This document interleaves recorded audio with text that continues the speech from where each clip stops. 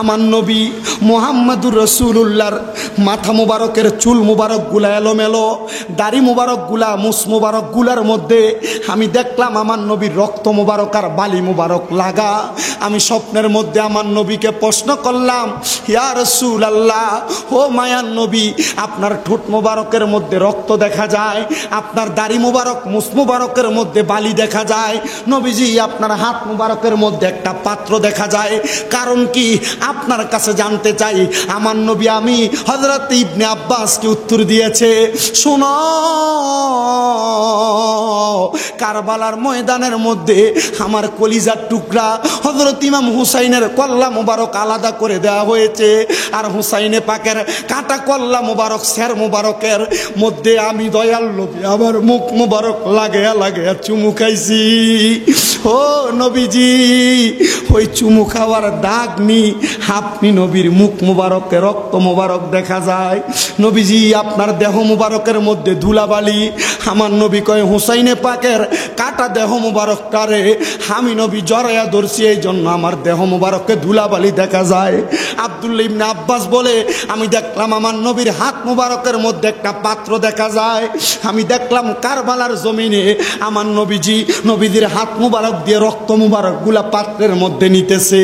আমি জিজ্ঞাসা করলাম, ইয়া রাসূলুল্লাহ, কারবালার ময়দানে হুসাইনে পাকের রক্ত মুবারক গুলা কেন আপনি এই পাত্রে নিতেছেন? আমার নবী উত্তর দিয়েছে, হে হযরতে ইবনে আব্বাস, শোনো,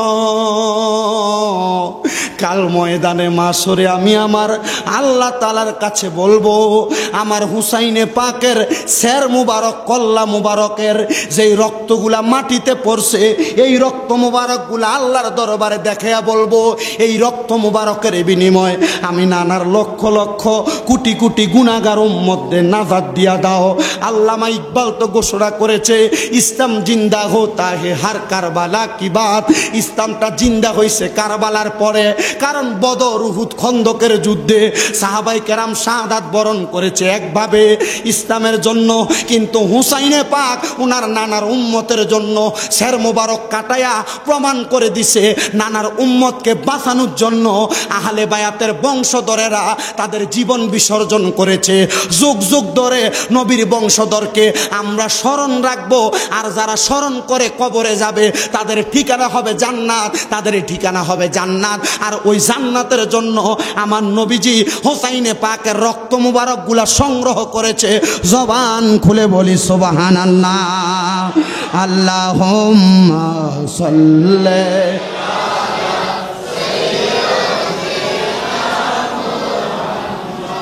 করবে ফাতেমা কই, ইয়া রাসূলুল্লাহ, একটা সেজদা আদায় করবে, আরেকটা তিনটা সেজদা আদায় করবে, আরেকটা সেজদা জীবনের শেষ নামাজটাকে আদায় করতে দিবে না। ফাতেমা তু জহরাকে আমার নবী উত্তর দেয়, হযরত ইমাম হুসাইন দুনিয়াতে তিনটা সেজদা দিয়ে নামাজ শেষ করতে পারবে না, তবে আমি রয়াল নবী রাহমাতুল লিল আলামিন নবীকে আল্লাহ বলেছে, কাল ময়দানে মাশরের মধ্যে আমার হযরতে ইমামে আলী মাকাম ইমাম হুসাইন রাদিয়াল্লাহু তাআলা আনহু আমার আল্লাহ তাআলার কুদরতি কদমের মধ্যে একটা সেজদা দিবে, ওই একটা সেজদার বিনিময়ে আমার আল্লাহ তাআলা আমি দয়াল নবীর লক্ষ লক্ষ কোটি কোটি গুনাহগার উম্মতদেরকে নাজাত দিবে। জোরে বলেন সুবহানাল্লাহ।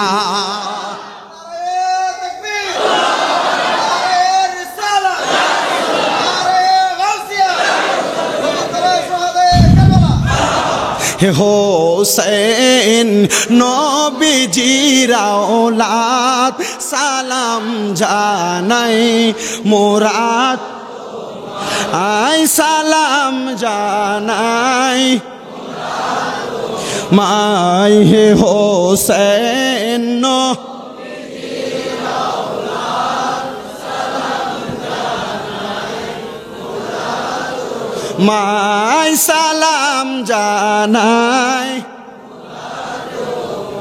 আই সালাম জানাই হে হোসেন নবীজির আওলাদ সালাম জানি না কেমন করে ছিলেন নবী সোনার মদিনায়, যে সময় এজিদের দল হুসেনের গলায় তলোয়ার চালায়, হে হোসেন নবী সালাম মাই সালাম যা, মাই সালাম জানাই, যে মাথায় হাতে বলিয়ে ঘুম পাড়াতেন আম্মা ফাতেমাই, কিভাবে সেই মাথাতে নীল তারা তীরেরও আগাই, হে হোসেন নবী সালাম জান মোরাদ, জুড়ে বলেন না সালাম যা, মাই সালাম যা,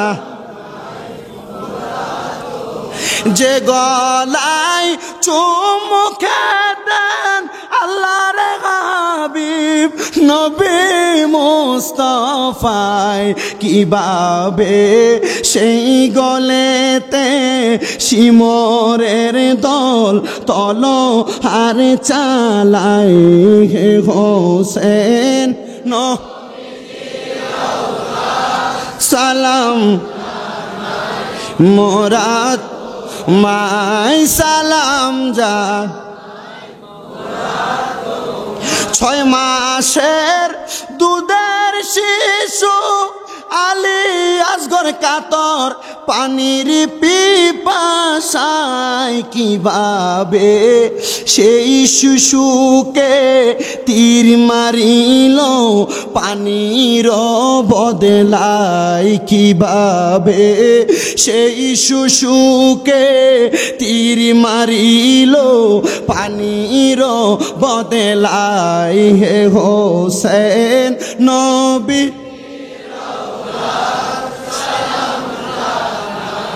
মোরাদ মাই সালাম সালা দুনিয়া,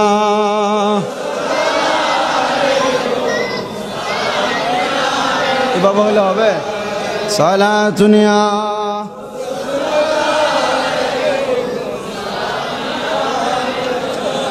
মোহাম্মদ মুস্তাফা নূরুন আলা নূর, হাবিবে কিবরিয়া নূরুন আলা নূর, সালাত নিয়া।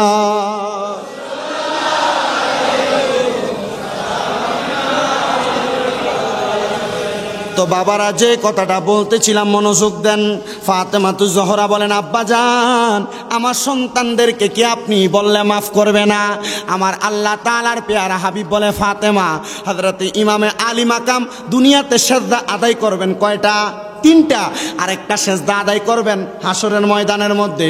ও ফাতেমা, আমার হুসাইন রাদিয়াল্লাহু তাআলা আনহু যেই একটা সেজদা হাসরের ময়দানে দিবেন, ওই একটা সেজদা দুনিয়ার মানুষ সেজদা দেয় আল্লাহ তাআলার কুদরতি কদমে, এটা আমাদের বিশ্বাস।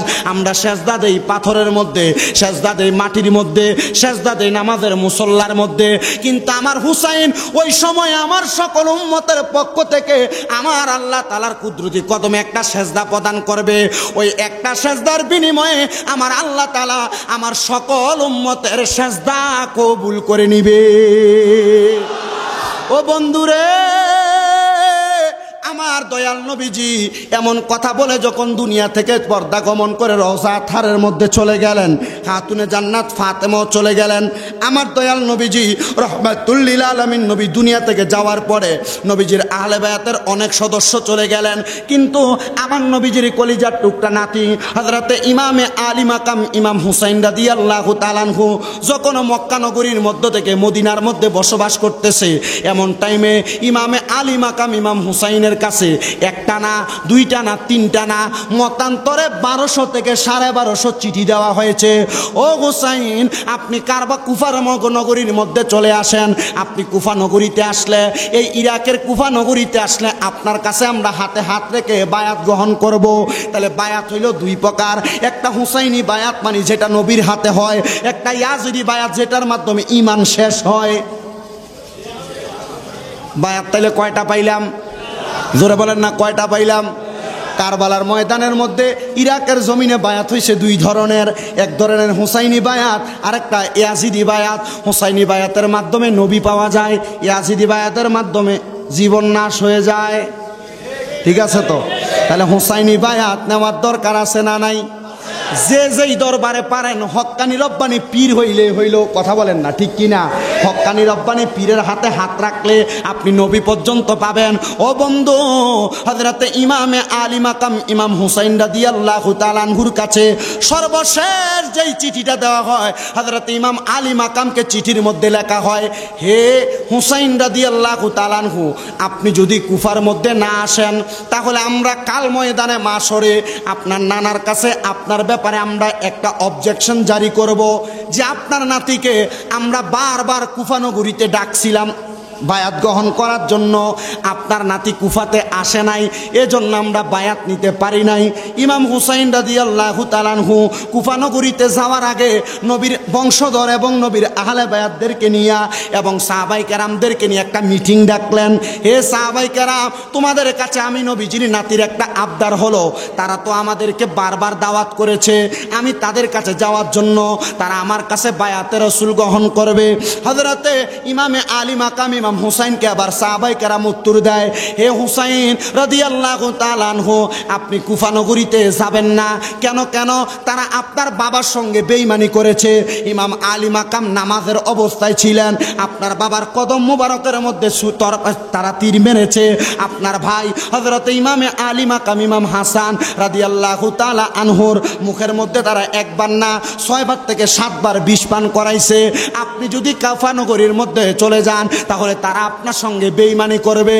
হযরত ইমাম হুসাইন বলে, তারা যদি আমার সঙ্গে বেঈমানিও করে, বেঈমানি করুক না, আমি নবীজি রাহমাতুল লিল আলামিন নবীর নাতি তাদের কাছে চলে যাব, যাইয়া আমার নানার বায়াতে রাসূল গ্রহণ করাইব।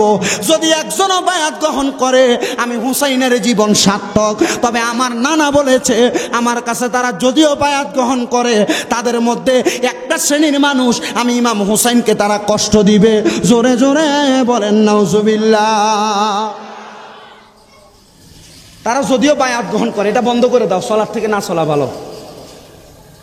2 নাম্বার, এটা 5 দিন ব্যাপী মাহফিল, এটার সাউন্ড সিস্টেম আগে থেকে ঠিক হওয়ার কথা।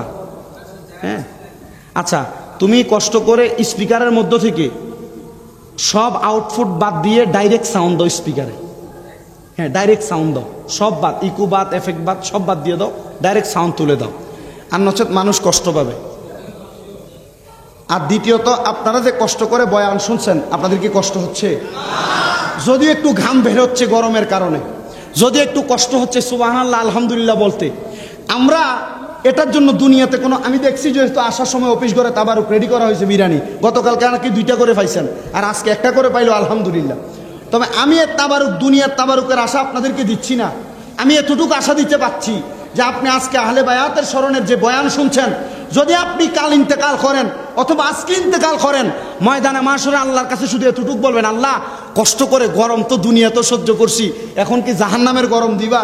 আল্লাহ, আমরা আহলে বায়াতকে ভালোবাসছি, আহলে বায়াতকে মোহাব্বত করে গরমে বয়ান শুনছি, আল্লাহ এখন কি মাফ করা যায় না? তখন আল্লাহ তাআলা তো রহিম, আল্লাহ তাআলা তো রহমান, তখন বলবে বান্দা দুনিয়াতে নবীর বংশধরদেরকে মোহাব্বত করে কষ্ট করে গরম সহ্য করে আসছে, বান্দারা দুনিয়ার কষ্ট দেওয়ার দরকার নাই। দুনিয়ার মানুষ আরাম করে কিসের এসির বাতাস খায়, জান্নাতের বাতাস আরো মজা। ওই জান্নাতের বাতাস আমাদের দরকার আছে না নাই? বলেন না, দরকার আছে না নাই? হযরতে উমর ইবনে খাত্তাব রাদিয়াল্লাহু তাআলা আনহু ছেলে আব্দুল্লাহ ইবনে ওমর রাদিয়াল্লাহু তাআলা আনহুর একটা হাদিস শরীফের বয়ান আমি আপনাদেরকে বলি, যে হাদিস শরীফটা বুখারী শরীফের প্রথম খণ্ড 530 নম্বর পৃষ্ঠা 3616 নম্বর হাদিস। আল্লাহর হাবিব সাল্লাল্লাহু আলাইহি সাল্লামের নাতিদেরকে কষ্ট দিয়েছে যারা, এদের ব্যাপারে বলা হচ্ছে, ইরাকের এক লোক উমর রাদিয়াল্লাহু তাআলা আনহুর ছেলেকে প্রশ্ন করছে। হযরত উমর রাদিয়াল্লাহু তাআলা আনহুর সন্তান হযরত আব্দুল্লাহ হজে গেলেন, কয়জন গেছেন হজে? বলেন বলেন। আপনাদের কি কষ্ট হচ্ছে? আপনাদের কষ্ট হলে আমারও বয়ান করতে কষ্ট হচ্ছে, তবু আমি চেষ্টা করছি আপনাদেরকে শোনানোর জন্য। যতটুক শোনাবো ততটুক শুনে ইমান আকিদাকে পরিপূর্ণ করার চেষ্টা করবেন, কারণ আমি অনেক কষ্ট করে আসছি।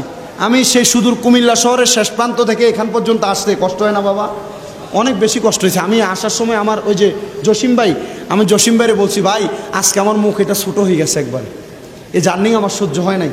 আমার কালকে থেকে রানিং মাহফিল চলবে তো সোহাদে কারবালা, কারণ সুন্নিরা মাহফিল করেই কারবালা মিলাদুন নবী আসলে বেশি মাহফিল হয়। তো আমি আপনাদেরকে নিয়ে যে কথাগুলো বলছি, মূর্খ মানুষ তো আমি যা বলি তার থেকে যেটা মনে হয় যে এটা শুনলে, এটা বুঝলে, এটা সিনায় ধারণ করলে ইমান আকিদা দুরুস্ত হবে, এটা শুনবেন ইনশাল্লাহ, আল্লাহ কবুল করুক। তো হজে গেছেন কয়জন? এর ভিতরে একজন আশেকে রাসূল, একজনে গুস্তাখে রাসূল। তা হযরতে উমর ইবনে খাত্তাব রাদিয়াল্লাহু তাআলা আনহুর ছেলে হযরতে আব্দুল্লাহ হজে গেছেন। আর ওই জায়গার মধ্যে ইরাকের এক বাসিন্দা হজে গেছেন। ইরাকের ওই বাসিন্দা যে আব্দুল্লাহ ইবনে উমরকে প্রশ্ন করে, হে আব্দুল্লাহ ইবনে উমর, আমি নবীর হাদিস থেকে শুনলাম নবী নাকি বলছেন হজ ব্রত করা অবস্থায় একটা মশাকেও মারা যাবে না, নাজায়েজ। তখন তিনি বললেন, তুমি কি আমাকে মশা মারার ব্যাপারে প্রশ্ন করেছো হজ অবস্থায়? তিনি বলছেন হ্যাঁ। আব্দুল্লাহ ইবনে উমর বলে, যে ইরাকবাসী নবীর কন্যার সন্তানকে মারতে পর্যন্ত দ্বিধা করে নাই, তারা মশাকে মারতে মায়া করতেছে? প্রশ্নটা কত মারাত্মক! যে ইরাকবাসী নবীর কন্যার সন্তান, জান্নাতের যুবকদের সর্দার হযরত ইমামে আলী মাকাম ইমাম হুসাইনকে মারতে দ্বিধা করে নাই, তারা হজে আইসা একটা মশা মারতে দ্বিধা করতেছে। আরে ইমামে আলী মাকামকে কষ্ট দিয়ে, যে ইমামে আলী মাকাম ইমাম হুসাইনের ব্যাপারে আমার নবী রহমতের নবী বলেছেন, হুয়া রায়হানিয়া মিনাত দুনিয়া, দুনিয়াতে আমি নবীর দুইটা জান্নাত, দুইটা জান্নাতের ফুল হলো ইমাম হাসান, ইমাম হুসাইন রাদিয়াল্লাহু তাআলা আনহু। এই ইরাকবাসী এদেরকে কষ্ট দিয়ে হজের মধ্যে এসে মশা মারার মাসআলা তালাশ করো। আল্লাহর কসম, হজ ব্রত নয়, দুনিয়ার জমিনের মধ্যে হাজার হাজার প্রাণীকে মারা থেকে যদিও তোমরা বিরত থাকো, একমাত্র নবীর কলিজার টুকরা কন্যা খাতুনে জান্নাতের সন্তান ইমামে আলী মাকাম ইমাম হুসাইনের গলা মুবারকের মধ্যে তরবারি চালানোর কারণে তোমরা জান্নাত দাবি করতে পারো না। আর যদি একজন মানুষ দুনিয়ার জমিনে থাকা অবস্থায় ইমামে আলী মাকাম ইমাম হুসাইনকে দেখে নাই, ইমাম হুসাইনকে অন্তর থেকে তার কথা শুনে শুনে ভালোবেসেছে, দাবি করেছে, আল্লাহর হাবিব বলেছে কাল ময়দানে মাশরে নূহ আলাইহিস সালাতু ওয়াস সালামের উম্মতেরা যেমন ভাবে ওনার নৌকায় উঠে জান্নাতের রাস্তা পেয়েছে, তারাও ঠিক তেমন জান্নাতের রাস্তা পাবে। জোরে বলি সুবহানাল্লাহ। আমাদের কাছে ইমাম আলী মাকামকে দেখার মতো তৌফিক নাই, আমাদের কাছে এতটুক তৌফিক আছে, আল্লাহ আমরা আলী মাকাম ইমাম হুসাইনকে দেখি নাই, ভালোবাসছি। আল্লাহ ওনার ভালোবাসার উসিলায় আপনি আমাদেরকে কবুল করেন। আমি জানতে চাই আল্লাহ কবুল করতে পারে? বলেন পারে? যুবক ভাইরা, মুরব্বী বাবাজিরা, আপনাদের কদমে হাত দিয়ে বলি, আমার হাত আপনার কদমে রাখলাম। এখন থেকে ইমামে আলী মাকাম ইমাম হুসাইনে পাক রাদিয়াল্লাহু তাআলা আনহুর ভালোবাসা অন্তরে ধারণ করেন। আমাদের কুমিল্লা একটা দরবার, শাহপুর দরবার শরীফ, ওই দরবারের ডক্টর আহমেদ পেয়ারা বাগদাদি রহমতুল্লাহ আলাই, উনি একটা কথা বলেছেন যে কারবালার কোরবানি স্মরণ করো, প্রাণ ভরে সকলে নামাজ পড়ো। আলী মাকামের ভালোবাসা অন্তরে নিয়ে 10 ওয়াক্ত 5 ওয়াক্ত নামাজ না, 1 ওয়াক্ত নামাজের একটা সেজদা দিয়ে যদি মারা যান, একটা সেজদার কারণে জান্নাত পাবেন। আর যদি ইমামে আলী মাকাম সহ আহলে বায়াতের দুশমনী অন্তরে নিয়ে 10 ওয়াক্ত 5 ওয়াক্ত যত নফল নামাজ পড়েন, ইবাদত করেন, একটা ইবাদত আল্লাহর কাছে কবুল হবে না। এজন্য সবার কাছে আবদার, আহলে বায়াতের ভালোবাসা অন্তরে নিয়ে, ইমাম আলী মাকামের ভালোবাসা অন্তরে নিয়ে দুনিয়াতে আমাদের থাকার দরকার আছে না নাই? ধরে বলেন আছে না নাই? আসেন বাবাজিরা, যেই কথার ধারাবাহিকতায় ছিলাম, ইমামে আলী মাকাম সবাইকে নিয়ে রওনা করলেন এবার কারবালার পথে। সদস্য 72 জন। বলেন কয়জন? 72 জন সদস্য নিয়ে কারবালা পথে যাইতে যাইতে উনি কারবালায় যাবেন না, উনি রওনা করলেন কুফা নগরীর দিকে। আল্লাহ তাআলা হিকমতের মাধ্যমে হযরত ইমাম হুসাইন রাদিয়াল্লাহু তাআলা আনহুকে কারবালার কুফা নগরী থেকে রাস্তা ব্রেক করে কারবালার দিকে ঢুকাইলেন, যে জায়গার নাম কারবালা। ওই কারবালার দিকে ঢুকানোর সাথে সাথে ওই দিনটা হলো মুহররম মাসের 2 তারিখ। কয় তারিখ? 2 তারিখ। 2 তারিখে কারবালার মধ্যে প্রবেশ করার সাথে সাথে হযরত ইমাম আলী মাকাম ইমাম হুসাইন রাদিয়াল্লাহু তাআলা আনহুর সাথে ওনার কলিজার টুকরা সন্তান হযরত ইমাম জৈনুল আবিদিন, যেনার কথা আমার পূর্বের বক্তা বয়ান করেছেন, ওনাকে নিয়ে তাবু করার জন্য খেজুর গাছের ডাল কাটার জন্য গেছেন। ওনার বর্ম মুবারক হাতের মধ্যে ওনার আব্বা হযরত ইমাম আলী মাকামের তরবারি মুবারক নিয়ে গাছের ডালের মধ্যে কোপ মারলেন। কিতাব প্রমাণ করে আল্লাহর হাবিব সাল্লাল্লাহু আলাইহি সাল্লামের পেয়ারা নাতি হযরত ইমাম হুসাইন রাদিয়াল্লাহু তাআলা আনহু বলে, গাছের মধ্যে আঘাত করার সাথে সাথে দেখলাম গাছ থেকে অন্য সময় কষ বের হতো সাদা রঙের, কিন্তু ওই দিন যেই কষটা বের হয়েছে এটা লাল রঙের। আমি এটাকে আনলাম, আনার পরে মাটির মধ্যে আঘাত করলাম, আঘাত করার পরে এটা মাটির মধ্যে প্রবেশ করাবো। মাটির মধ্য থেকে দেখলাম লাল রঙের পানি বের হচ্ছে। আমি বুঝতে দেরি করলাম না, আমার সন্তান হযরতে জৈনুল আবিদিন প্রশ্ন করল, আব্বা জান হযরত ইমাম আলী মাকাম ইমাম হুসাইন রাদিয়াল্লাহু তাআলা আনহু কারবালার ময়দানে কি আমরা চলে আসলাম নাকি? হযরত ইমাম হুসাইন রাদিয়াল্লাহু তাআলা আনহু চক্ষু বন্ধ করে উচ্চ নিঃশ্বাস করে ঘোষণা করলেন, হ্যাঁ এই জায়গার নাম হলো কারবালা। এই জায়গার মধ্যে 1 দিন 2 দিন 3 দিন করে অনেক সময় অতিবাহিত হয়ে যাচ্ছে। কারবালার ময়দানের মধ্যেই ইমামে আলী মাকাম এখনও রওনা করেন নাই। হযরত ইমাম আলী মাকাম কারবালায় রওনা করার আগে যেই রাত্র ছিল, ওই রাত্রটা 9 তারিখ দিবাগত রাত্র। হযরত ইমাম হুসাইন রাদিয়াল্লাহু তাআলা আনহু তাবুর মধ্যে অত্যন্ত আকাঙ্ক্ষা নিয়ে হযরতে সাহারা বানু হুসাইন রাদিয়াল্লাহু তাআলা আনহুর স্ত্রী উনি বসে আছেন। হুসাইন রাদিয়াল্লাহু তাআলা আনহু আদর করে ওনার মাথাটা ওনার স্ত্রীর ডান উরু মুবারকের মধ্যে রাখলেন। হুসাইন রাদিয়াল্লাহু তাআলা আনহুর স্ত্রী হযরতে সাহারা বানু রাদিয়াল্লাহু তাআলা আনহা ওনার ডান উরু মুবারকের মধ্যে রেখে হযরত ইমাম আলী মাকাম ইমাম হুসাইন কোরআন তেলাওয়াত করছেন। এটা কিন্তু সুন্নাতে রাসূল। যাদের স্ত্রী আছে এটা করবেন, মুহাব্বত তৈরি হবে আর কি। এটার মাধ্যমে কি তৈরি হয়? হযরত ইমাম হুসাইন রাদিয়াল্লাহু তাআলা আনহু যখন উনি কোরআন তেলাওয়াত করছেন, এ সময় যাচ্ছে, কোরআন তিলাওয়াত করতে করতে উনি একটু ঘুমিয়ে গেছেন। কি করছেন? আমরা অনেক সময় মাঝে মাঝে ঘুমানোর পরে স্বপ্ন দেখলে হঠাৎ করে দুমড়ি খেয়ে উঠি না? হুসাইন রাদিয়াল্লাহু তাআলা আনহু এমনভাবে উঠছেন। হযরতে সাহারা বানু হুসাইন রাদিয়াল্লাহু তাআলা আনহুর স্ত্রী প্রশ্ন করলেন, স্বামী এমন টাইমে আপনি ঘুম থেকে এভাবে লাফ দিয়ে কেন উঠলেন? কারণ জানতে চাই। হুসাইন রাদিয়াল্লাহু তাআলা আনহু চোখ মুবারকের পানিগুলো পড়তেছে। হযরত ইমাম হুসাইন রাদিয়াল্লাহু তাআলা আনহু বলেন, হে সাহারা বানু, আমি স্বপ্নের মধ্যে কি দেখলাম জানো? আমি দেখলাম সুন্দর একটা জান্নাতের বাগান। ওই বাগানের মধ্যে আমার নানা মুহাম্মদ মুস্তাফা আহমদ মুস্তাফা সাল্লাল্লাহু আলাইহি ওয়াসাল্লাম নবী বসা। ওনার ডান পাশে আমার আব্বা জান হযরতে আলী রাদিয়াল্লাহু তাআলা আনহু বসা।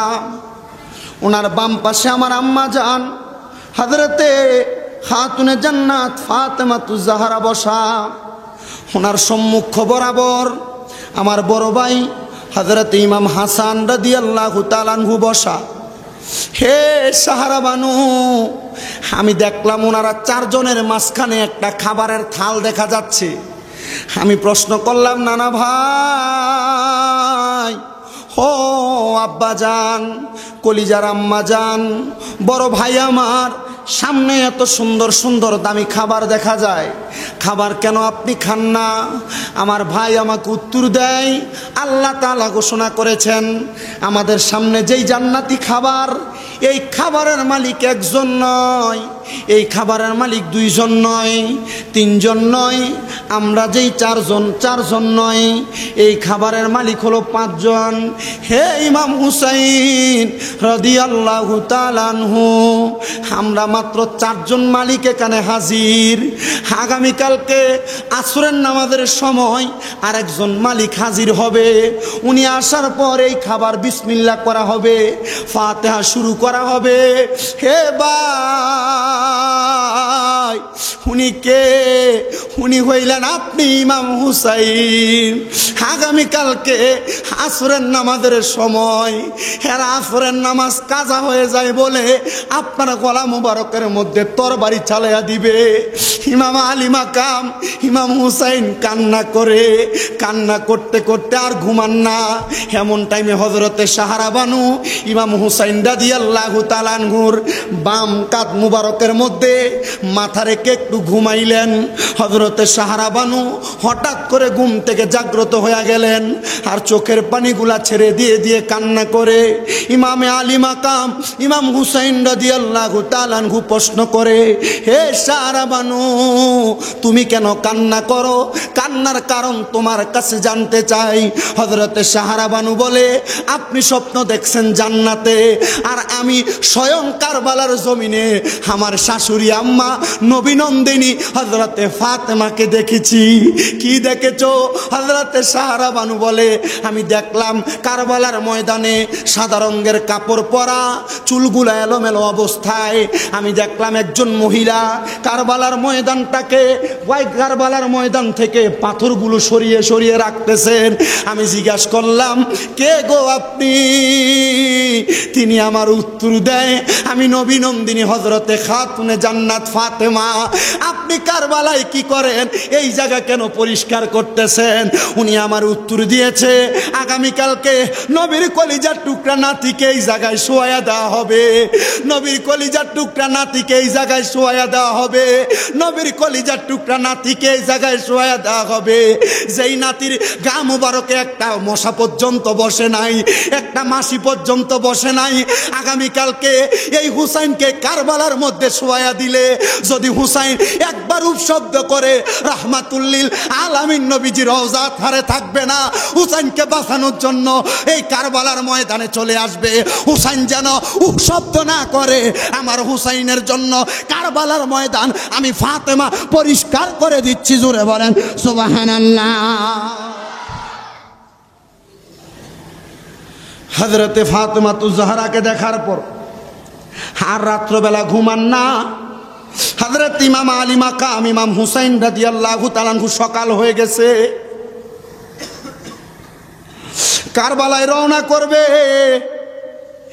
ইমাম আলী মাকাম আলী রাদিয়াল্লাহু তাআলা আনহুর তরবারিটা নিয়ে নিছেন। ইসলামের জবরদস্ত খলিফা, বড় যুদ্ধ করনেওয়ালা হযরত আমির হামজার বর্ম মুবারক ওনার বুক মুবারকে লাগাইছেন। নানা মুহাম্মাদুর রাসূলুল্লাহর পাগড়ি মুবারক মাথা মুবারকে লাগাইছেন। নানা জানের হযরতে বড় ভাই ইমাম হাসানের পাঞ্জাবি মুবারক শরীরে লাগাইছেন। লাগিয়ে রওনা করলেন। যুদ্ধের ময়দানে যাওয়ার সময় পিছনের দিকে ফিরে বলছেন, হে আহলে বায়াতের সদস্যরা, এই কারবালার থেকে তোমরা যখন মদিনাতে ফিরে যাইবা, আল্লাহর রাস্তে আমার নানার কাছে আমি হুসাইনের একটা সালাম দিয়া দিও। কারবালার ময়দানে রওনা করছেন। যাওয়ার সময় হযরতে খাতুনে জান্নাত ফাতেমার কলিজার টুকরা সন্তান ইমামে আলী মাকাম ইমাম হুসাইন বলেছেন, হে আহলে বায়াতেরা, আমার নানার রওজাতে আমার একটা শেষ সালাম দিয়া দিবা। উনি সামনের দিকে অগ্রসর হয়। এমন টাইমে কারবালার ময়দানে ইমাম হুসাইন অনেকগুলা কারামত দেখাইছেন। কারবালার ময়দানের সামনে যখন আগাইলেন, এমন টাইমে ইবনে হুজ্জাজ নামক একজন লোক ইমাম হুসাইনের সামনে জিজ্ঞাসা করে, তুমি কি ইমাম হুসাইন? উনি বলেন, হ্যাঁ। এ বলতেছে, এই মুহূর্তে কে আসো হুসাইনের গর্দান আলাদা করবে, তাকে জাহান্নামে পাঠাবে। আর ইমাম হুসাইন কয়, আল্লাহর কসম, যারা ইন্তেকালকে মরণকে ভয় পায় না, তারা জানে এই মরণের মাধ্যমে জান্নাত তাদের জন্য রেডি। আর তুমি হুজ্জাত বলতেছো আমাকে নাকি কল্লা মুবারক আলাদা করে জাহান্নামে পাঠাবে। হুসাইন রাদিয়াল্লাহু তাআলা আনহু সাথে সাথে আল্লাহর দরবারে হাত তুললেন, ইয়া রব্বে কারীম, এই ইবনে হুজ্জাত আমাদেরকে তুহমত মহব্বত দিয়েছে, আমার জন্য খারাপ মন্তব্য করেছে, আপনি ইবনে হুজ্জাজকে আগুনে ফালায়া মারেন। কারবালার ময়দানে লক্ষ হাজার হাজার মানুষ তারা তাকায় দেখলো, ঠিক ইবনে হুজ্জাজ হাতের মধ্যে তরবারি নিয়া ইমাম হুসাইনকে মারতে আসতেছে। এমন টাইমে ইমাম হুসাইনের তাঁবুর বরাবর পেছনের দিকে একটা খন্দক করা ছিল, সেখানে আগুনের কুণ্ডলি জ্বলতেছিল। ওই জায়গার মধ্যে ইমাম আলী মাকাম ইমাম হুসাইনকে মারতে যাইয়া ওই ইবনে হুজ্জাজের গোড়াটা চট খায়া নিচে পড়ে গেছে, আর ইবনে হুজ্জাজের পায়ের গোড়ালি, হাতের গোড়ালি, মাথার চুলগুলা জ্বলতে জ্বলতে ওই জায়গার মধ্যে আগুনের মধ্যে পড়ে গেছে। হযরত ইমাম হুসাইন কারবালা পর্যন্ত রওনা করলেন। কারবালার ময়দানে যুদ্ধ হবে। হযরত আলী মাকাম ইমাম হুসাইন রাদিয়াল্লাহু তাআলা আনহু যুদ্ধ করতে সামনে যাবে। বর্তমানে মারামারি লাগলে 10 জন 10 জনের সাথে, আগে কারবালায় একটা আগে মুবাহালা হইতো, মুবাহালা হইল, 13 জনের মাঝে সংযমতা হইল।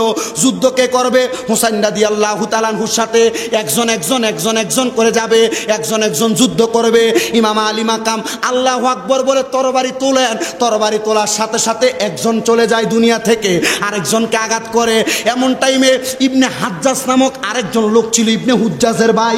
ইবনে হাজ্জাজ বলে, একজন একজন গলে হুসাইনকে মারতে পারবে না, হুসাইনকে মারতে পারবে না, তোমরা একসাথে দলবদ্ধ হয়ে আঘাত করো। এমন টাইমে ইমাম হুসাইন সামনের দিকে অগ্রসর হবেন। হুর ইবনে ইয়াজিদ, ছোট বাচ্চা, 7 থেকে 8 বছর, কয় বছর? 7 থেকে 8 বছর বয়স। জামিয়া আহমদিয়া সুন্নি আলিয়া মাদ্রাসার আনিসুজ্জামান হুজুর শামে কারবালা কিতাবে ঘটনা সুন্দর উল্লেখ করেছেন। হুর ইবনে ইয়াজিদ, ইয়াজিদেরই সন্তান, সামনের দিকে আগাইলেন। হুসাইন রাদিয়াল্লাহু তাআলা আনহু যুদ্ধ করবেন। ডাক দিয়া বললেন, ইমাম হুসাইন যুদ্ধ করবেন তো শুরু করার লগ্নে আমাকে আগে কালিমা পড়িয়ে দেন। বয়স কত? আর আপনার ছেলে 7 বছর 8 বছর বয়স হলে এটা সূরা ফাতিহা জিজ্ঞেস করলে বোম মারলে সূরা ফাতিহা বের হয় না। আর 8 বছরের বাচ্চা, এর ভিতরে আহলে বায়াতের প্রেম আর মহব্বত দেখছেন। ডাক দিয়ে বললেন, হে ইমাম হুসাইন, এই মুহূর্তে কালিমা পড়ান। ইয়াজিদের দল অবাক। কারণ কি? তোমার বংশধর ইয়াজিদ, তুমি তাদের সাথে থাকবা, আমার কাছে বায়াত কেন গ্রহণ করবা? উনি বলছেন, আমার আব্বাকে আমি জন্মের পর থেকে দেখছি আহলে বায়াত নবীর বংশের বিরোধিতা করতেছে। হে আমার কলিজার টুকরা, আহলে বায়াতের বংশধর হযরত ইমাম আলী মাকাম ইমাম হুসাইন, আপনি আমাকে এই মুহূর্তে কালিমা পড়ায় দেন। কারণ আমি নিয়ত করেছি, যেদিন থেকে নবীর বংশের বিরোধিতা আমার আব্বা করেছে, ওই দিন থেকে আমি নিয়ত করছি, যদি কোনোদিন ইমাম আলী মাকাম ইমাম হুসাইনকে আমার সামনে পাই, আমি ওনার হাতে হাত রেখে বায়াত গ্রহণ করব।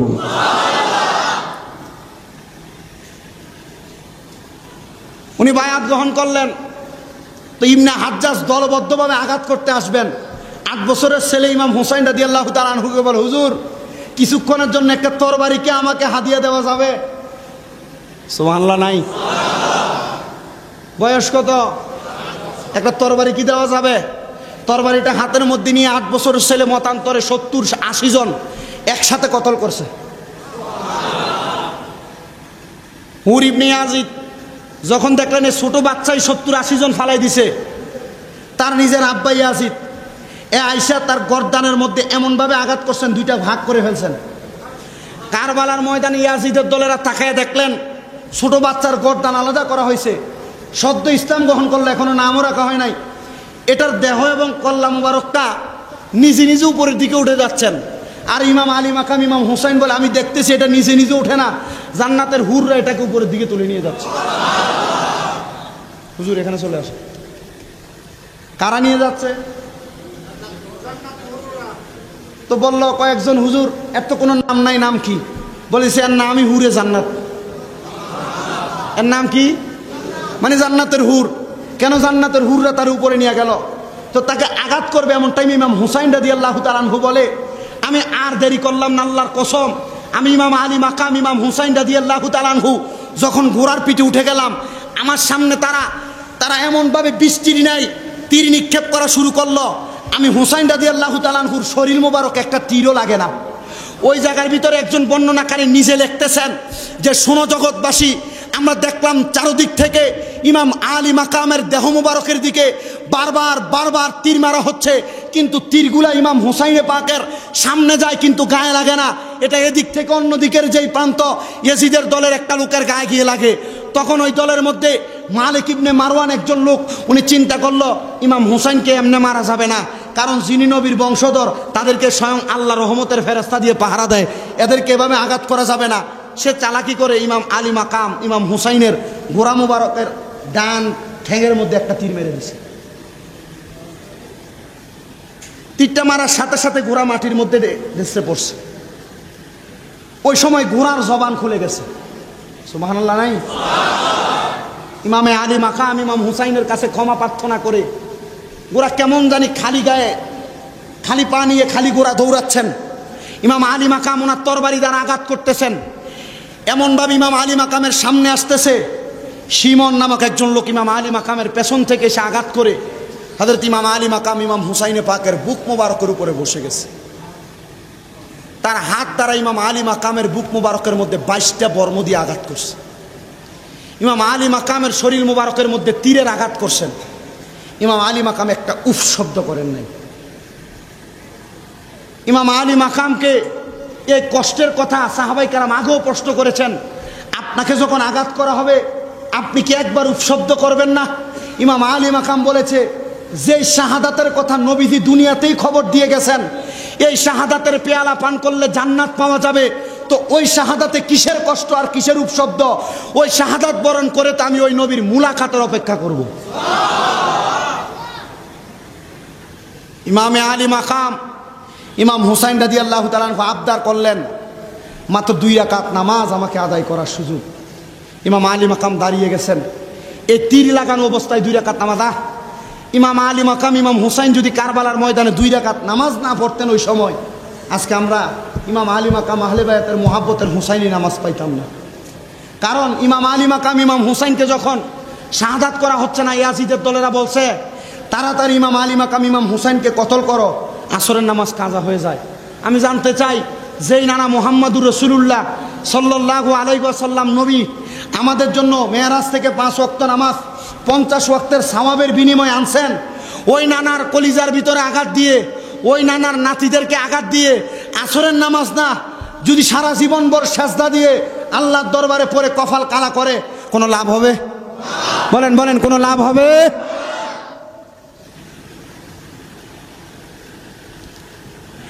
ইমামে আলী মাকাম ইমাম হুসাইন দাঁড়িয়ে গেলেন।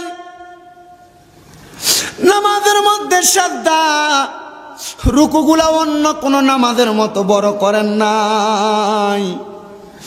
ইমামে আলী মাকাম ইমাম হুসাইন রাদিয়াল্লাহু তাআলা আনহু তাড়াতাড়ি করে 1 রাকাত নামাজও শেষ করলেন। 2য় রাকাত নামাজের প্রথম সিজদা আদায় করলেন। প্রথম সিজদা আদায় করার পর ইবনে জিয়াদের লোকের মধ্য থেকে একজন বলল, হুসাইন যদি কারবালার ময়দানে এই নামাজ পরিপূর্ণ করে ফেলে, আল্লাহর কসম হুসাইনের তরবারি থেকে কেউ তোমরা বাঁচতে পারবে না।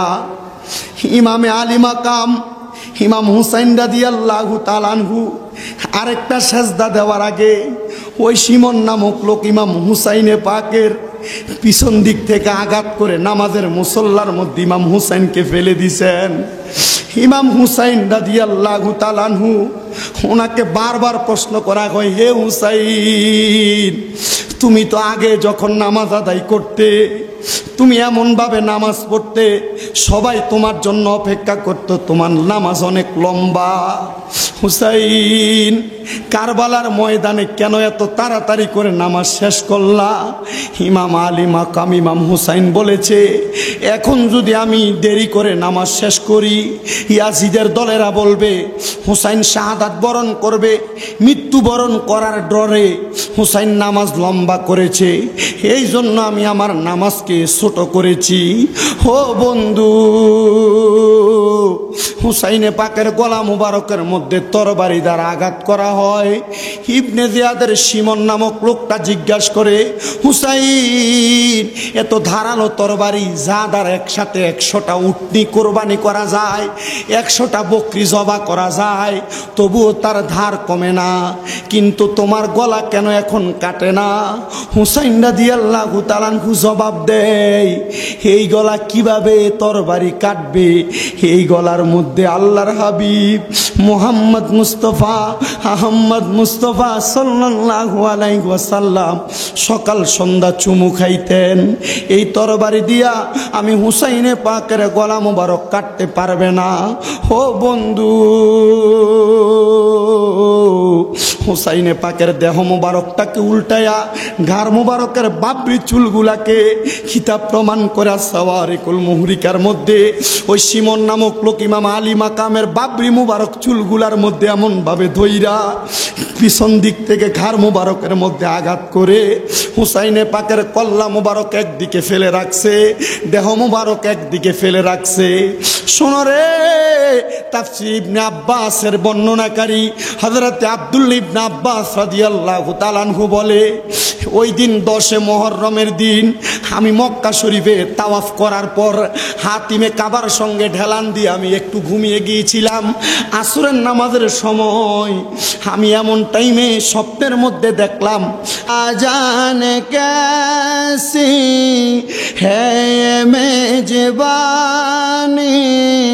बहत्तर पियासों कहे बंदे पानी खुदा जान कैसी है ये मेजबानी बहत्तर पियासों कहे बंदे पानी मुकद्दर में हो ज़िकौसर का पीना मुकद्दर में हो ज़िकौसर का पीना मैं प्यासा नहीं हो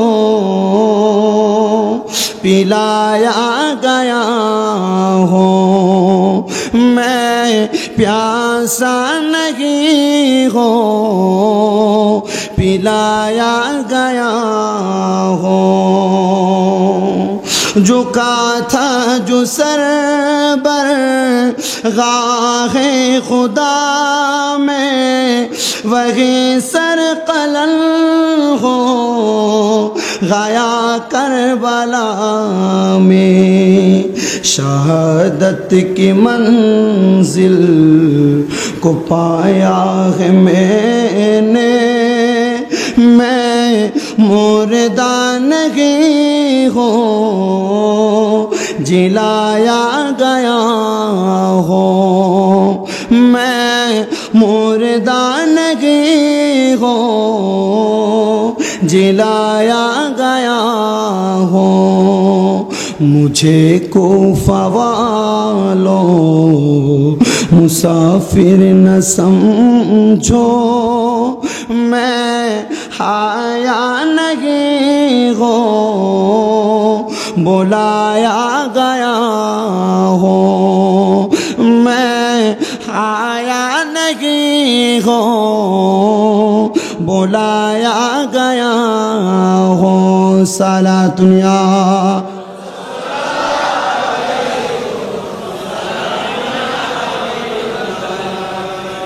साला दुनिया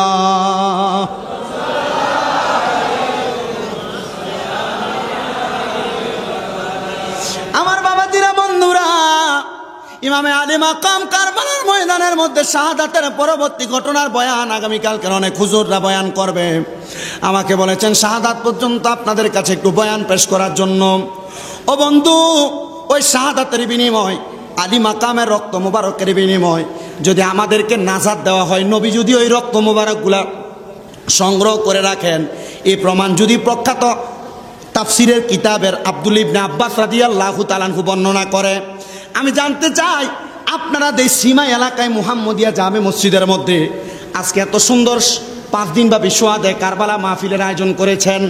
আমার আল্লাহ তাআলা চাইলে যারা মাহফিলের মধ্যে টাকা দিয়ে, পয়সা দিয়ে, শ্রম দিয়ে, বুদ্ধি দিয়ে, পরামর্শ দিয়ে, তবরক পর্যন্ত দিয়ে সহযোগিতা করেছে, আমার আল্লাহ ওই ব্যক্তির বংশের মানুষ যারা কবরে ইমামে আলী মাকাম ইমাম হুসাইনে পাক এবং শাহাদাতে কারবালার বরকতে তাদের বংশের কবর আযাব মাফ করতে পারে কি পারে না? তবে আপনাদের সবার কাছে আবদার, শাহাদাতে কারবালা মাহফিল করলেন, কারবালার মাহফিলের মাধ্যমে জীবনের গুনাহ ক্ষমা প্রার্থনা করলেন, বংশের কবর আযাব মাফ প্রার্থনা করলেন। কিন্তু হয়তো অনেক সন্তানের আজকের জান্নাতের বাগান মাহফিলের মধ্যে বসে গেলেন। বাড়ির মধ্যে আপনারা অনেকে মা বাপকে ঠিক মতো খাবার দেন না, মা বাপকে আঘাত দিয়ে কথা বলেন, অথবা মা বাবাকে আপনারা আলাদা করে দিচ্ছেন। এ ব্যাপারে আমি আপনাদের কাছে ক্ষমা প্রার্থনা করি। এমন 10টা 50টা মাহফিল করলে কোনো লাভ হবে না। যদি আপনি এদের মনের মধ্যে আঘাত দেন, এদের মনের মধ্যে কষ্ট দেন, আপনাদের কদমের মধ্যে আমি হাত দিয়ে বলবো, যদি কেউ আপনারা আপনাদের মা বাবার মনের মধ্যে আঘাত দিয়ে থাকেন, কষ্ট দিয়ে থাকেন, এখান থেকে বাড়িতে যাইবেন। বাড়িতে যাওয়ার পরে আম্মা আব্বা দুইজনের কদমগুলার মধ্যে ধরে ডাক দিয়ে বলবেন, আম্মা জান, আব্বা জান, আপনাদের কদমের মধ্যে ধরলাম, আল্লাহর রাস্তে আমি সন্তানকে মাফ করে দেন। যতক্ষণ পর্যন্ত আপনার মা আপনার বাবা তাদের মুখ দিয়ে বলছে আপনাকে ক্ষমা করে দিছে, ততক্ষণ পর্যন্ত আপনি আপনার মা বাবার কদম ছাড়বেন না। হুজুর কেন? কারণ এদের কদম না চাইরা যদি আপনি ক্ষমাটা নিতে পারেন, আপনার মা বাবা যদি আপনাকে ক্ষমা করে দেয়, স্বয়ং আল্লাহ তাআলা আপনাকে ক্ষমা করে দিবেন। আজকের মাহফিল আপনার জন্য কবুল হবে। কিন্তু অনেকে চিন্তা করে, হুজুর যাদের বাড়িতে মা আছে তারা বাড়িতে যায় মার পায়ে ধরে মাপ চাইবে, যাদের বাড়িতে বাবা আছে তারা বাড়িতে গিয়ে বাবার পায়ে ধরে মাপ চাইবে। হুজুর আমার মা নাই, আমার বাবা নাই, আমার মা তো কবরে, আমি কার পায়ের মধ্যে ধরে মাপ চাইবো? হুজুর আমার বাবা কবরে, আমি কার পায়ের মধ্যে ধরে মাপ চাইবো? সন্তানের দলেরা আপনাদের কদমের মধ্যে হাত দিয়ে বলবো, কিছুক্ষণের মধ্যে আখিরি মুনাজাত হবে। আখিরি মুনাজাতের মধ্যে আপনার মার জন্য বাবার জন্য দোয়া করা হবে আল্লাহর দরবারে। রব্বির হামহুমা কামা রব্বায়ানি সগীরা ওয়া কুর রব্বির হামহুমা কামা রব্বায়ানি সগীরা বলে আল্লাহর কাছে দোয়া করবেন, আল্লাহ আমার মা কবরে, আমার বাবা কবরে। আজকে 5 দিন ব্যাপী মাহফিলের তৃতীয়তম দিনে আখিরি মুনাজাতের মধ্যে আপনার কাছে ক্ষমা প্রার্থনা করি। আল্লাহর নবী, রহমতের নবী হাদিস বর্ণনা করে দিয়ে বলেন, কোন সন্তান যদি মা মারা যাওয়ার পরে, বাবা মারা যাওয়ার পরে রব্বির হামহুমা কামা রব্বায়ানি সগীরা বলে চোখের মণিকোঠার মধ্যে একটা মাছির মাথা পরিমাণ পানি ছেড়ে দিয়ে কান্না করে, ওই পানিটা মাটিতে পড়ার আগে আমার আল্লাহ তার মা বাবার জীবনের গুনাহ মাফ করে দেয়। এ সন্তানেরা আল্লাহর দরবারে শুধু আম্মা আব্বার জন্য এই দোয়াটা করবা, আল্লাহ যেন আহলে বায়াতের মুহাব্বতে আপনার আমার বংশের কবর আযাব মাফ করে দেয়। কিন্তু যারা দুনিয়ার জমিনে মা বাবারে কষ্ট দিছ, সবার কদমে হাত দিয়ে বলি, আজকে এখান থেকে যাওয়ার পর মাফ চাইবা। আল্লাহ যেন আহলে বায়াতের মুহাব্বতে, হুসাইনে পাকের মুহাব্বতে আমাদের যাদের মা বাবা কবরে তাদেরকে মাফ করে, যারা বেঁচে আছে হায়াতে বরকত দান করে, আমাদের প্রত্যেকের মনের নেক নেক আশা পূরণ করে। আসলেন নবী এই দরাতে রহমত বরকত নিয়ে, আসুন সবাই সালাম দেই তাজিমে ওই নবীকে, ইয়া নবী। আমি আমার ধারাবাহিকতায়, আমার এই ক্ষুদ্র এলেমে, আমার এই মস্তিষ্কে যতটুক ছিল চেষ্টা করেছি আপনাদেরকে ইমামে আলী মাকাম ইমাম হুসাইন রাদিয়াল্লাহু তাআলা আনহুর শাহাদাতের বিন্দু পরিমাণ সংক্ষিপ্ত বয়ান আপনাদেরকে শোনানোর। আল্লাহ যেন এই বয়ান থেকে আমাদের সিনার মধ্যে আহলে বায়াতে রাসূলের মুহাব্বত পরিপূর্ণ দান করে, পড়েন আমিন। অধিক কষ্ট করে জার্নি করে আসার কারণে আর প্রেশার দিয়ে কথা বলার কারণে আর কথা আসতেছে না, এমন অবস্থা। যেহেতু হুজুর আসছেন, আপনাদেরকে নিয়ে মূল্যবান তকরির হুজুর করবেন, দোয়া করবেন, হুজুরের কাছেও দোয়া কামনা করে ইনশাল্লাহ আমি আপনাদের কাছে দোয়া চাচ্ছি। আপনারা বিশেষ করে কুমিল্লাতে আমার যে মাদ্রাসাগুলো আছে, আমার মাদ্রাসাগুলোর জন্য দোয়া করবেন। 2টা মহিলা মাদ্রাসা, পাশাপাশি যে 4টা আছে এগুলো হিফজখানা, হাফিজি মাদ্রাসা, এগুলোর জন্য দোয়া করবেন। হুজুরের কাছে দোয়া কামনা করছি, আমার জন্য দোয়া করবেন। বিশেষ করে সবাই এতটুক যেন আল্লাহ সহি সালামত আমাকে পৌঁছায়, সে দোয়া করবেন। আসসালামু আলাইকুম ওয়া রাহমাতুল্লাহি ওয়া বারাকাতুহু।